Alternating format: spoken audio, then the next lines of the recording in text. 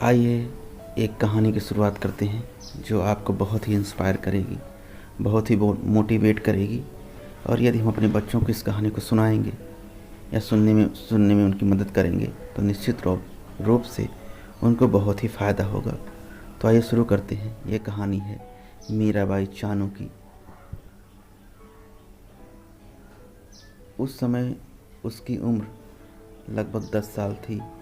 इम्फाल से 200 किलोमीटर दूर नोंगपो काकचिंग गांव में गरीब परिवार में जन्मी और 6 भाई बहनों में सबसे छोटी मीराबाई चानू अपने से 4 साल बड़े भाई सैखोम संतोबा मीतेई के साथ पास की पहाड़ी पर लकड़ी बीनने जाती है, क्योंकि वहाँ पर खाना उसके घर पे जो है लकड़ी से ही बनाया जाता है, लकड़ी को जला करके, इसलिए वो लकड़ी बीनने वहाँ पर जाती है। एक दिन उसका भाई लकड़ी का गट्ठर नहीं उठा पाया, लेकिन मीरा ने उसे आसानी से उठा लिया और वह उसे लगभग 2 किलोमीटर दूर अपने घर तक उठा कर ले गई। शाम को पड़ोस के घर मीराबाई चानू टीवी देखने गई तो वहाँ जंगल से उसके गट्ठर लाने की चर्चा चल पड़ी थी। सभी लोग उसकी चर्चा कर रहे थे। उसकी माँ बोली, बेटी आज यदि हमारे पास बैलगाड़ी होती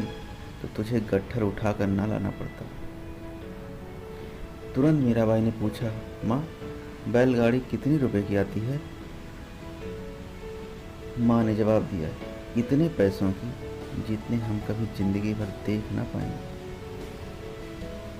मीरा ने तुरंत पूछा, मगर क्यों नहीं देख पाएंगे? क्या पैसा कमाया नहीं जा सकता? कोई तो तरीका होगा बैलगाड़ी खरीदने के लिए पैसा कमाने का। चानू ने पूछा। तब गांव की एक व्यक्ति ने कहा, तू तो लड़कों से भी अधिक वजन उठा लेती है। यदि वजन उठाने वाली खिलाड़ी बन जाए तो एक दिन जरूर भारी भारी वजन उठाकर खेल में सोना जीतकर उस मेडल को बेचकर बैलगाड़ी खरीद सकती है। अच्छा, ये तो बहुत अच्छी बात है। मैं सोना जीतकर उसे बेचकर बैलगाड़ी खरीदूंगी। उसने इस बात को बहुत ही आत्मविश्वास के साथ कहा। उसने वजन उठाने वाले खेल के बारे में जानकारी हासिल की, लेकिन उसके गांव में वेट लिफ्टिंग सेंटर नहीं था, इसलिए उसने टॉय ट्रेन से 60 किलोमीटर दूर का सफ़र तय करना शुरू किया। शुरुआत उन्होंने इम्फाल के खुमन लंपक स्पोर्ट कॉम्प्लेक्स से की। एक दिन उसकी रेल लेट हो गई। रात का समय हो गया। शहर में उसका कोई ठिकाना न था, कोई उसे जानता भी न था। उसने सोचा कि किसी मंदिर में शरण ले लेगी और कल अभ्यास करके फिर अगले दिन शाम को चली जाएगी। एक अधूरा निर्माण हुआ भवन उसने देखा जिस पर आर्य समाज मंदिर लिखा हुआ था। वह उसमें चली गई। वहाँ उसे एक पुरोहित मिला जिसे बाबा कहकर पुकारा और रात को शरण मांगी। बेटी, मैं आपको शरण नहीं दे सकता। यह मंदिर है और यहाँ एक ही कमरे की छत है जिसमें मैं सोता हूँ, ऐसा उस मंदिर के बाबा ने कहा। दूसरे कमरे पर छत अभी डल नहीं है, एंगल पड़ गई है, पत्थर की सिल्लियाँ आई पड़ी हैं, लेकिन पैसे खत्म हो गए हैं। तुम कहीं और शरण ले लो, बाबा ने कहा। मैं रात में कहाँ जाऊँगी बाबा? मीराबाई आगे बोली, मुझे बिन छत के कमरे में रहने की इजाज़त दे दो। अच्छी बात है, जैसी तेरी मर्जी, बाबा ने कहा। वह उस कमरे में माटी एक सार करके, मतलब बराबर करके, उसके ऊपर ही सो गई। अभी कमरे में फर्श तो डला नहीं था। जब छत नहीं थी तो फर्श कहाँ? लेकिन रात के समय बूंदाबांदी शुरू हो गई और मीराबाई की आंखें खुल गईं। मीराबाई ने छत की ओर देखा। दीवारों पर ऊपर लोहे की एंगल लगी हुई थी, लेकिन सिल्लियाँ तो नीचे थीं। आधा अधूरा जीना भी बना हुआ था। उसने नीचे पत्थर से सिल्लियाँ उठाई और ऊपर एंगल पर जाकर रख दी, और फिर थोड़ी ही देर में दर्जनों सिल्लियाँ कक्ष की दीवारों के ऊपर लगी एंगल पर रखते हुए कमरे को छाप दिया, मतलब कमरे को ढक दिया। उसके बाद वहाँ एक बरसाती पन्नी ही पड़ी थी। वह सिल्लियों पर डालकर नीचे से फावड़ा और तसला उठाकर उसमें मिट्टी भर भर कर उस पर छत पर सिल्लियों पर उसने डाल दी। इस प्रकार मीराबाई ने छत भी तैयार कर दिया। बारिश तेज हो गई और वह अपने कमरे में आ गई। अब उसे भीगने का डर न था। क्योंकि उसने उस कमरे की छत खुद ही बना डाली थी, अपनी मेहनत से, अपनी ताकत के बल पर और अपने लगन से। अगले दिन बाबा को जब सुबह पता चला कि मीराबाई ने कमरे की छत डाल दी तो उन्हें आश्चर्य हुआ और उन्होंने उसे मंदिर में हमेशा के लिए शरण दे दी ताकि वह खेल की तैयारी वहीं रहकर कर सके, क्योंकि वहाँ से खुमन लंबक स्पोर्ट कॉम्प्लेक्स निकट था जहाँ पर वो अपना अभ्यास करती थी। बाबा उसके लिए खुद चावल तैयार करके खिलाते और मीराबाई ने कक्षों को गाय के गोबर और पीली मिट्टी से लीप कर सुंदर बना दिया था। समय मिलने पर बाबा उसे एक किताब थमा देते जिसे वह पढ़कर सुनाया करती और उस किताब से उसके अंदर धर्म के प्रति आस्था तो जागी ही, साथ ही देशभक्ति भी जाग उठी। इसके बाद मीराबाई चानू 11 साल की उम्र में अंडर 15 चैंपियन बन गई और 17 साल की उम्र में जूनियर चैंपियन का खिताब भी अपने नाम किया। लोहे की बार खरीदना परिवार के लिए भारी था। मानसिक रूप से परेशान उठी मीराबाई ने यह समस्या बाबा से बताई तो बाबा बोले, बेटी चिंता न करो, शाम तक आओगी तो बार तैयार मिलेगा। बार मतलब वह लंबा सा होता है जिसमें हम लोग भार लगा के उठाते हैं। वह शाम तक आई तो बाबा ने बांस की बार बनाकर तैयार कर दी ताकि वह अभ्यास कर सके। बाबा ने उनकी भेंट कुंजू रानी से करवाई। उन दिनों मणिपुर की महिला वेटलिफ्टर कुंजू रानी देवी स्टार थी और एथेंस ओलंपिक में खेलने गई थी। इसके बाद तो मीराबाई ने कुंजू रानी को अपना आदर्श ही मान लिया और कुंजू रानी ने बाबा के आग्रह पर उसकी हर संभव सहायता करने का बीड़ा उठाया। जिस कुंजू रानी को देखकर मीरा के मन में विश्व चैंपियन बनने का सपना जागा था, अपने उसी आइडल के 12 साल पुराने राष्ट्रीय रिकॉर्ड को मीरा ने 2016 में तोड़ा, वह भी 192 किलोग्राम के वजन को उठाकर। 2017 में विश्व भारोत्तोलन चैंपियनशिप आनाहाइम, कैलिफोर्निया, संयुक्त राज्य अमेरिका में उसे भाग लेने का अवसर प्राप्त हुआ। मुकाबले से पहले एक भोज भी उसे लेना था। शाह भोज में अमेरिकी राष्ट्रपति भी शामिल हुए। राष्ट्रपति ने देखा कि मीराबाई को उसके सामने ही पुराने बर्तनों में चावल परोसा गया, जबकि सब होटल के शानदार बर्तनों में शाही भोजन का लुत्फ ले रहे थे या मजा ले रहे थे। राष्ट्रपति ने प्रश्न किया, क्या इस खिलाड़ी को पुराने बर्तनों में चावल क्यों परोसा गया? क्या हमारा देश इतना गरीब है कि एक लड़की के लिए बर्तन कम पड़ गए, या फिर इससे भेदभाव किया जा रहा है? क्या अछूत है क्या? जवाब आया, नहीं महामहिम, ऐसी बात नहीं है।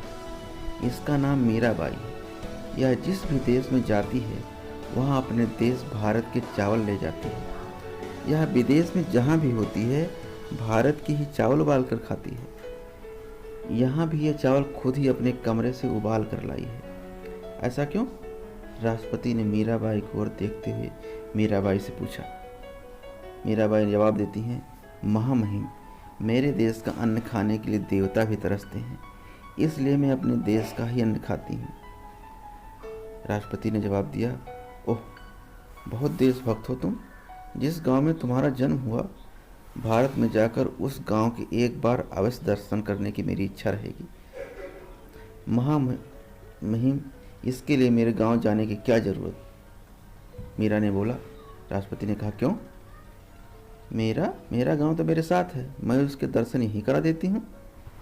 राष्ट्रपति ने कहा, अच्छा, जरा कराइए दर्शन। कहते हुए उस मूर्ख लड़की की बात पर राष्ट्रपति हंस पड़े। मीराबाई अपने साथ हैंडबैग ली हुई थी। उसने उसमें से एक पोटली खोली, फिर उसे अपने माथे से लगाया, फिर राष्ट्रपति की ओर करते हुए बोली, यह रहा मेरा पावन गांव और महान देश। यह क्या? राष्ट्रपति पोटली देखते हुए बोले, इसमें तो मिट्टी है। मीरा ने कहा, हाँ, यह मेरे गांव की पावन मिट्टी है। इसमें मेरे देश के देशभक्तों का लहू मिला हुआ है। सरदार भगत सिंह, राम प्रसाद बिस्मिल, चंद्रशेखर आज़ाद का लहू इस मिट्टी में मिला हुआ है। इसलिए यह मिट्टी नहीं, मेरा संपूर्ण भारत है। राष्ट्रपति ने कहा, ऐसी शिक्षा तुमने किस विश्वविद्यालय में पाई है जानू? जानू ने कहा, महामहिम, ऐसी शिक्षा विश्वविद्यालय में नहीं दी जाती। विश्वविद्यालय में तो मैकाले की शिक्षा पद्धति के आधार पर शिक्षा दी जाती है। ऐसी शिक्षा तो गुरु के चरणों में मिलती है। मुझे आर्य समाज में हवन करने वाला बाबा से यह शिक्षा मिली है।